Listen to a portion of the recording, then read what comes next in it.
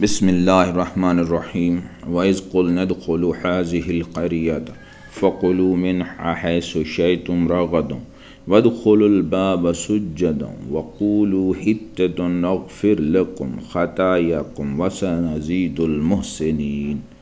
ترجمہ: اور جب ہم نے انہیں کہا کہ اس شہر میں داخل ہو جاؤ، پھر اس میں جہاں چاہو بے روک ٹوک کھاؤ اور دروازے میں سجدہ کرتے ہوئے جانا اور کہتے رہنا ہمارے گناہ معاف ہوں، ہم تمہاری خطائیں بخش دیں گے اور عن قریب ہم نیکی کرنے والوں کو اور زیادہ عطا فرمائیں گے۔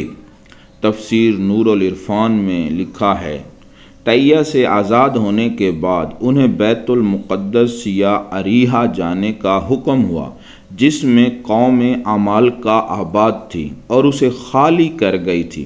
وہاں باغات میوے کثرت سے تھے۔ اس سے معلوم ہوا متبرک مقامات کی تعظیم کرنی چاہیے۔ رب تعالیٰ فرماتا ہے، ذَلِكَ وَمَن يُعَظِّمْ شَعَائِرَ اللَّهِ فَإِنَّهَا مِن تَقْوَى الْقُلُوبِ۔ بات یہ ہے، اور جو اللہ کے نشانوں کی تعظیم کرے تو یہ دلوں کی پرہیزگاری سے ہے۔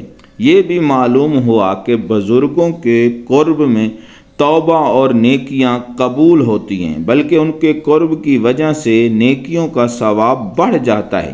اسی لیے مدینہ منورہ کی مسجد میں ایک نیکی کا ثواب 50,000 ہے۔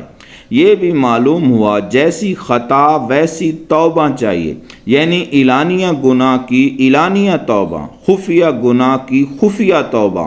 یہ بھی معلوم ہوا رب کی رحمت اگرچہ ہر جگہ ہے مگر ملتی اسٹیشن پر ہے۔ اولیاء اللہ کے آستانے رحمت ربانی کے اسٹیشن ہیں۔ وما توفیقی الا باللہ۔